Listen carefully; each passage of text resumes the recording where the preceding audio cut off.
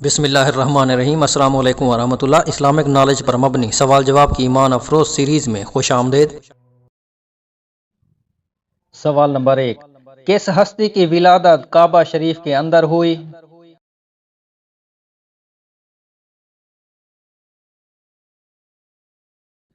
حضرت علی رضی اللہ تعالی عنہ کی ولادت بسعادت کعبہ شریف میں ہوئی۔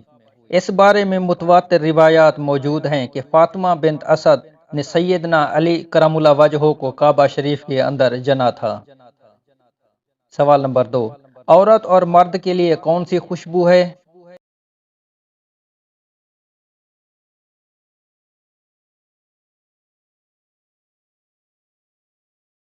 رسول اکرم صلی اللہ علیہ وآلہ وسلم کو خوشبو بہت زیادہ پسند تھی۔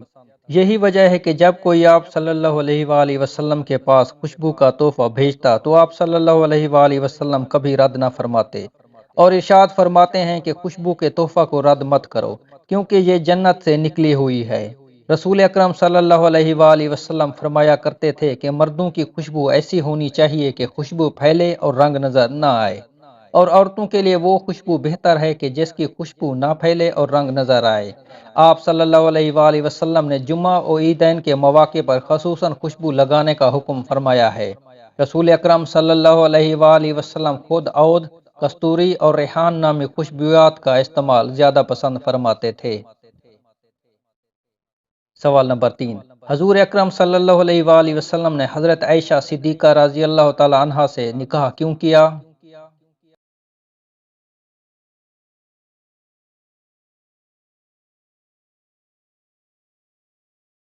انبیاء علیہ السلام کے ہر کام اللہ کے حکم کے تابع ہوتے ہیں۔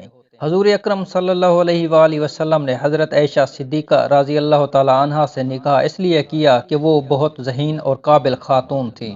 تبلیغ دین میں ان کا حصہ صحابہ کرام سے کم نہ تھا۔ آقا صلی اللہ علیہ وآلہ وسلم کا فرمان اقدس ہے کہ نصف دین عائشہ کے پاس ہے۔ صحابہ کرام رضوان اللہ اجمعین مسائل پوچھنے کے لیے سیدہ عائشہ رضی اللہ تعالیٰ عنہ کی خدمت میں حاضر ہوتے تھے، جبکہ کئی آیات بھی حضرت عائشہ صدیقہ رضی اللہ تعالیٰ عنہ کے سبب نازل ہوئیں، مثلا تیمم وغیرہ۔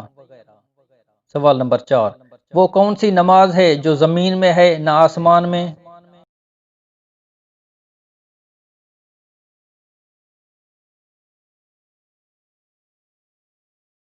وہ نماز جو زمین میں ہے نہ آسمان میں ہے وہ نماز جو حضرت سلیمان علیہ السلام نے ہوا میں پڑھی تھی۔